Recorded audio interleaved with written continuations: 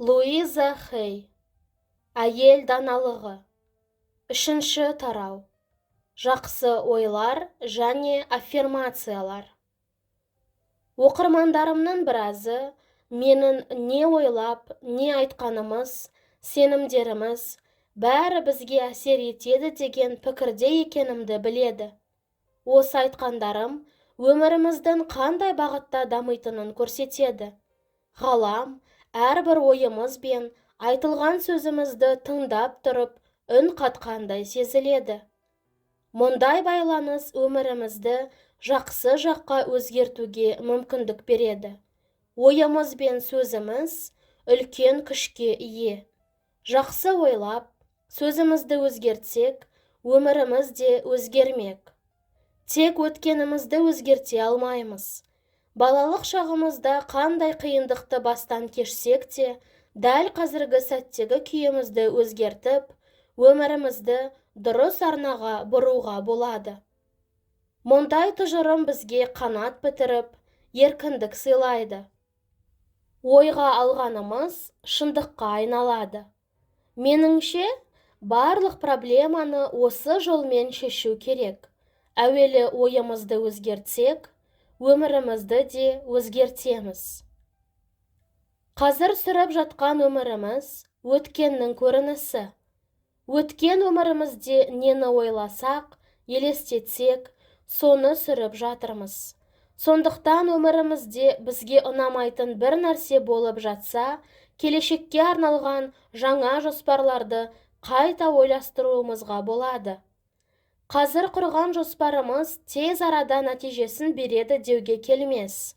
Дегенмен, келешекте өміріміз міндетті түрде жақсы жаққа өзгереді. Ертеңіміздің жарқын болғанын қаласақ, бүгіннен бастап жақсы нәрсені ойлауымыз керек. Қазіргі таңдағы ойыңыз болашағыңыздың қандай боларына әсер етпек. Менен көбісі, айналам негативті ойлайтын адамдарға толы болса, менің ойым қалайша позитивті болмақ деп сұрап жатады. Егер айналамда жағымсыз ойлы адамдар болса, мен жай ғана ішімнен, сіз үшін солай шығар, ал мен үшін мүлдем олай емес деймін. Кейде ойымды сыртыма шығарып та айтамын. Мұндай көзқарас, негативті ойлайтын адамдар қаншама жағымсыз ойлар айтса да, менің жақсы ойда қала беруіме мүмкіндік береді. Дегенмен, ондай ойдағы адамдармен араласудан қашқақтаймын. Неге мен әрдайым осындай жағымсыз ойға берілгіш адамдардың арасында жүремін, деп өзіңізден сұраңыз. Басқаларды өзгерте алмаймыз, тек өзімізді ғана өзгерте аламыз. Біз іштей өзгерген сәтте, басқалар да бұл өзгерісті байқайды. Ең маңыздысы, санамыздағы ойларды өзгерту ғана. Уақытымыз қаншалық тығыз, жұмысымыз қаншалық қиын болсын, біз ойлауды тоқтатпаймыз. Сондықтан ойымызға тек өзіміз ғана әсер ете аламыз. Мен тілдік қорымызда нейропептид сөзінің болғанын қалар едім. Бұл терминді алғаш рет ми қызметін зерттеген Кендейс Перт енгізген екен. Біз сөйлегенде, немесе ойланған кезде, біздің денемізде саяхат жасайтын химиялық хабаршыны ол осылай атаған екен. Біреуге ашуланып, кінә таққан кезімізде түзілетін химиялық заттар иммундық жүйемізді күйзеліске ұшыратады. Ал жағымды ойлаған кезде, бұл хабаршылар иммундық жүйемізді күшейтетін басқа химиялық заттарды жеткізеді. Дене мен ақыл-ой арасында тығыз байланыс бары баяғыдан белгілі. Енді мұны ғылым тағы бір дәлелдеп берді. Бұл байланыс ешқашан әлсіремейді. Әрбір ойыңыз денеңіздің әрбір жасушасына өз таңбасын қалдырады. Біз әр сәт сайын саналы, кейде санамыздан тыс, пайдалы, кейде пайдасыз ойларға ерік береміз. Бұл ойлар ағзамызға әсер етеді. Әрине, бір ғана ой көп әсер ете қоймас. Алайда күніне 60.000 түрлі ой ойлайтынымызды ескерсек, жинақтала келе олардың үлкен әсер ететіні сөзсіз. Улы ойлар денемізді улайды. Ғылымға сүйенер болсақ, жағымсыз ойларға берілмеуіміз керек. Себебі олар иммундық жүйемізді әлсіретіп, денсаулығымызға кесірін тигізуі мүмкін. Мен, бәріміз бірміз, тең жаралғанбыз деген сөздің астарын ұзақ уақыт бойы түсінбей келдім. Бұл сөз маған еш мағынасы жоқтай көрінетін. Менің көргенім бай мен кедейлер, әдемі мен ұсқынсыздар, ақылды мен ақымақтар, түрлі ұлт, түрлі нәсіл, сансыз діндер мен өмірге түрлі көзқарастар. Адамдар бір-біріне еш ұқсамайтындай көрінетін. Бәріміз теңдей жаралғанбыз деп қалай айта аламыз? Біртіндеп бұл сөздің мәнін түсіне бастадым. Түсінігімнің қалыптасуына әсер еткен автор әрі лектор Кэролайн Миске рахмет айтамын. Өздеріңіз көріп отырғандай, ойларымыз бен сөздеріміз бәрімізге бірдей әсер етеді. Нейропептидтер, химиялық хабаршылар денемізде бір нәрсені ойлаған не айтқан сәтімізде сол баяғы әдіспен хабар тасиды. Америкалық бол, Қытай не италиялық бол, жаман ой кез келген дене үшін зиян. Ашу ыза, христиан, еврей, яки мұсылман адам болсын, бәріне теңдей кері әсерін тигізбек. Олардың барлығында нейропептидтер бірдей әрекет етеді. Кешірім мен махаббат бәрімізді емдейді.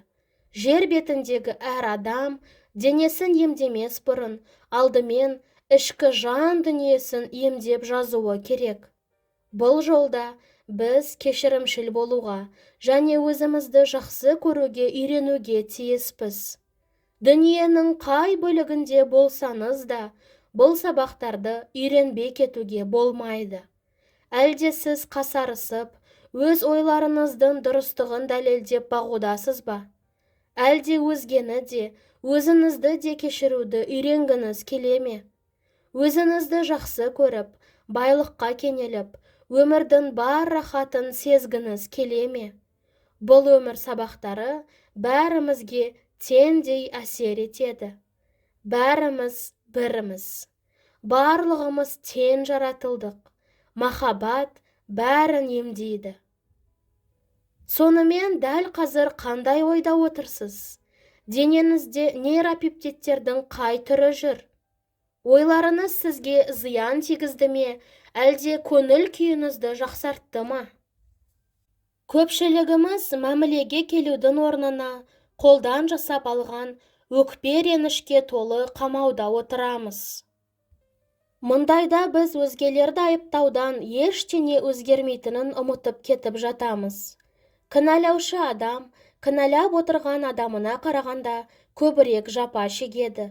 Ал айыптайтын ойларды тасушы нейропептидтер денеміздегі жасушаларды ақырын улай бастайды.